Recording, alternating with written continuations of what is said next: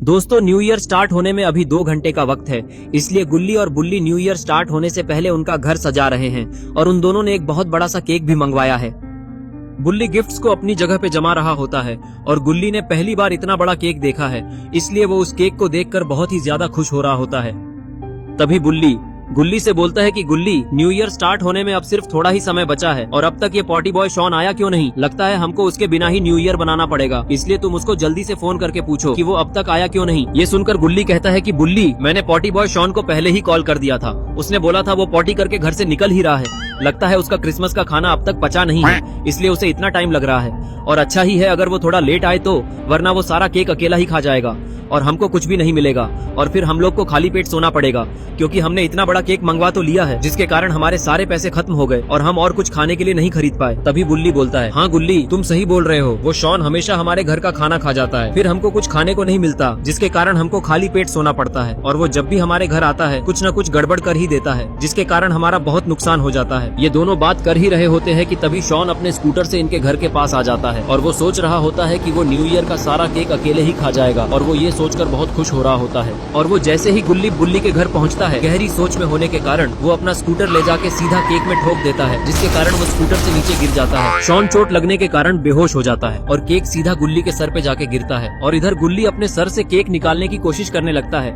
लेकिन केक बहुत बड़ा है जिसके कारण वो केक उसके सर से निकल ही नहीं रहा। बहुत देर कोशिश करने के बाद गुल्ली हार मान लेता है और बुल्ली से मदद मांगता है। उसके बाद बुल्ली गुल्ली के पास जाता है और उसकी मदद करने लगता है। गुल्ली केक को दूसरी साइड से पकड़कर खींचने लगता है, लेकिन केक फिर भी नहीं निकलता, तो बुल्ली केक को जोर से खींचता है, जिसके कारण केक और बुल्ली दोनों दूर जाके गिरते हैं और केक पूरा खराब हो जाता है। और तभी पॉटी बॉय शॉन को भी होश आने लगता है और वो उठ के खड़ा हो जाता है। और तभी गुल्ली उसको गुस्से से बोलता है कि शॉन, तुम्हें स्कूटर चलाना नहीं आता क्या? जब भी तुम आते हो कुछ न कुछ गड़बड़ कर ही देते हो, देखो तुम्हारी वजह से न्यू ईयर का केक पूरा खराब हो गया, अब हम न्यू ईयर पार्टी कैसे करेंगे? तभी शॉन बोलता है कि गुल्ली, मुझे माफ कर दो, मुझे स्कूटर चलाना तो अच्छे से आता है, लेकिन मैं केक के बारे में सोचकर बहुत ज्यादा खुश हो गया था और मेरा ध्यान पूरा केक खाने की तरफ था। तुम्हें तो पता ही है मुझे केक खाना कितना पसंद है और जब मैंने इतना बड़ा केक देखा तो मैं उसको ही देखता रह गया, जिसके कारण मेरा ध्यान भटक गया और गलती से स्कूटर केक से आके टकरा गया। तभी बुल्ली उठकर खड़ा होता है और गुस्से से शॉन से बोलता है कि शॉन, तुमने ये पहली बार नहीं किया, तुमने क्रिसमस पे भी आके हमारा काम खराब किया था और अब तो तुमने सीधे न्यू ईयर का केक ही बर्बाद कर दिया। अब तुम ही बताओ, इतनी रात को तो सारी दुकानें भी बंद हो गई होंगी, तो हम लोग नया केक कहाँ से लाए? और हमने हमारे सारे पैसे वो वाले केक को खरीदने में लगा दिए, इसलिए अब हमारे पास नया केक खरीदने के पैसे भी नहीं है। तभी शॉन बोलता है कि गुल्ली बुल्ली, तुम गुस्सा मत करो, मेरे पास एक आइडिया है। रॉड की फैक्ट्री में आइसक्रीम के साथ साथ केक भी बनता है, तो हम लोग रॉड को कॉल करके बोलते हैं, वो हमारे लिए नया केक लाके दे देगा और वो हमारे साथ न्यू ईयर की पार्टी भी कर लेगा और पार्टी करने के बाद हम लोग उसको केक के पैसे देने से मना कर देंगे। तो गुल्ली, अब इंतजार किस चीज का कर रहे हो? जल्दी से रॉड को कॉल लगाओ। और फिर गुल्ली अपना फोन पॉकेट से निकालता है और रॉड को कॉल लगाने लगता है, लेकिन रॉड तो गुल्ली का कॉल ही नहीं उठा रहा। तभी रॉड की वैन गुल्ली बुल्ली के घर के सामने आके रुकती है, लेकिन उसमें से रॉड नहीं बल्कि चुन्नी उतरता है और वो बहुत ही ज्यादा घबराया हुआ लग रहा है।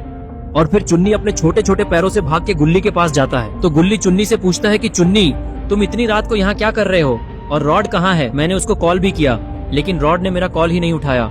कहीं रॉड हमारे बिना अकेले पार्टी तो नहीं कर रहा, जिसके कारण वो हमारा कॉल नहीं उठा रहा। तभी चुन्नी बोलता, गुल्ली ऐसी बात नहीं है, हम लोग बहुत बड़ी मुसीबत में हैं, इसलिए मैं तुम्हारे पास आया हूँ, क्योंकि रॉड को ग्रैंडपा और मिस्टर मीट ने मिलकर किडनैप कर लिया है। वो दोनों आइसक्रीम खरीदने के बहाने से हमारी फैक्ट्री में आए और उन्होंने रॉड के ऊपर हमला कर दिया। क्योंकि रॉड तुम लोगों का दोस्त है, इसलिए ग्रैंडपा तुम दोनों से बदला लेने की बात भी कर रहे थे और मैं बहुत मुश्किल से अपनी जान बचाकर तुम लोगों से मदद मांगने आया हूँ। वो लोग रॉड को उठाकर मिस्टर मीट के अड्डे पे गए हैं, तो तुम लोग जल्दी से चल के मेरी मदद करो ताकि रॉड को उनसे बचा सकूं। तभी बुल्ली बोलता है, ग्रैंडपा, उनको तो हम लोगों ने क्रिसमस वाले दिन ही मजा चखाया था। वो नकली सैंटा बन के बच्चों को किडनैप करने की प्लानिंग कर रहे थे। वो तो हम लोगों ने उसको पहचान लिया, वरना वो शहर के सारे बच्चों को किडनैप करके मार डालता और बाबा ने तो उसको अच्छा सबक सिखाया था, फिर भी वो इतने जल्दी भूल गया और फिर से हम लोगों से पंगा लेने की कोशिश कर रहा। इस बार हम लोग उसको छोड़ेंगे नहीं। तभी शॉन डर जाता है और वो गुल्ली बुल्ली से बोलता है कि गुल्ली बुल्ली, तुम दोनों चुन्नी को लेकर मिस्टर मीट के अड्डे पर जाओ और मैं तुम लोगों की जीप लेकर बाबा को बुलाने जाता हूँ, क्योंकि अगर हम सभी लोग वहाँ गए और किसी मुसीबत में फंस गए तो बाबा को कौन बताएगा। और शॉन की बात सुनकर गुल्ली बुल्ली और चुन्नी मिस्टर मीट के अड्डे की तरफ निकल जाते हैं। इसके बाद शॉन गुल्ली बुल्ली की जीप लेकर बाबा को बुलाने चला जाता है। थोड़ी ही देर बाद गुल्ली बुल्ली और चुन्नी मिस्टर मीट के अड्डे के पास पहुंच जाते हैं और वो लोग मिस्टर मीट की कार के पीछे से छुप के मिस्टर मीट के घर की तरफ देखने लगते हैं। तभी उनको मिस्टर मीट के घर के बाहर कोई बैठा दिखाई देता है। अरे ये क्या, ये तो ग्रैंडपा हैं और उन्होंने रॉड को मिस्टर मीट के मीट स्टॉल पे टांग कर रखा है। लेकिन आखिर ग्रैंडपा रॉड के साथ क्या करना चाहते हैं? गुल्ली ग्रैंडपा को देखते ही डर गया और कहने लगा, बुल्ली अब क्या होगा, हम रॉड को बचाएंगे कैसे?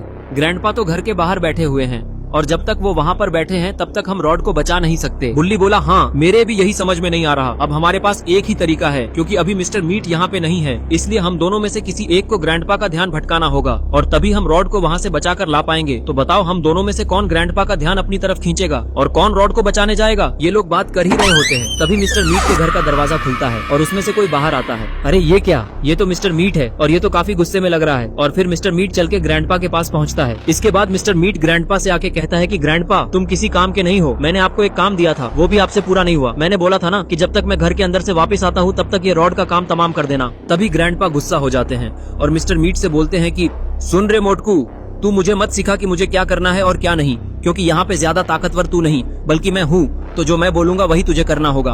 और मैं तेरा आने का इंतजार कर रहा था, नहीं तो मैं तो कब का इस रॉड का कीमा बिरयानी बना चुका होता। और अब तू आ ही गया है तो जल्दी से इस रॉड का काम तमाम किया जाए। तभी गुल्ली बोलता है कि बुल्ली तुमने सुना, ये लोग रॉड का काम तमाम करने वाले हैं, इसलिए मैं बिना टाइम वेस्ट किए उसको बचाने जा रहा हूँ। तभी बुल्ली उसको अकेले जाने से मना करता है, लेकिन गुल्ली उसकी बात नहीं सुनता और फिर गुल्ली सीधे ग्रैंडपा और मिस्टर मीट की तरफ दौड़ लगा देता है। और फिर गुल्ली मिस्टर मीट को जाके एक जोरदार किक मारता है, लेकिन इससे मिस्टर मीट को तो कुछ नहीं होता, बल्कि गुल्ली ही गधों की तरह नीचे गिर जाता है। इसके बाद मिस्टर मीट गुल्ली पे हमला कर देता है।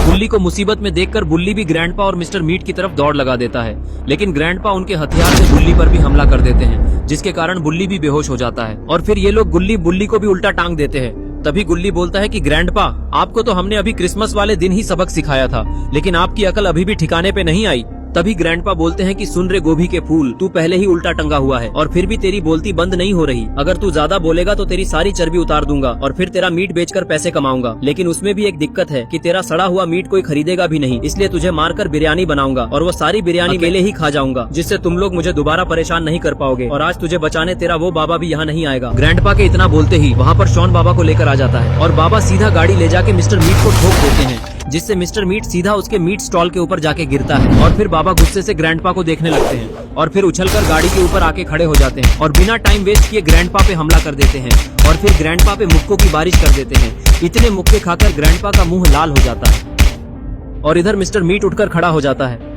तभी बाबा ग्रैंडपा का काम तमाम कर देते हैं, लेकिन उनको पता नहीं है कि मिस्टर मीट उठ चुका है और वो जैसे ही पीछे मुड़ते हैं मिस्टर मीट बाबा पे हमला कर देता है, जिससे बाबा दूर जाके गिरते हैं और फिर बाबा उठकर खड़े होते हैं और फिर बाबा बहुत जोर से चिल्लाते हैं,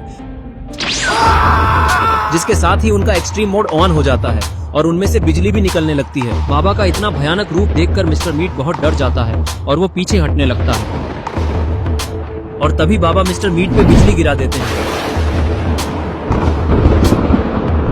जिससे मिस्टर मीट वहीं पे जलने लगता है और ग्रैंडपा मौके का फायदा उठाकर धीरे से उठते हैं और वहां से फरार हो जाते हैं। तो दोस्तों कैसी लगी आपको ये स्टोरी?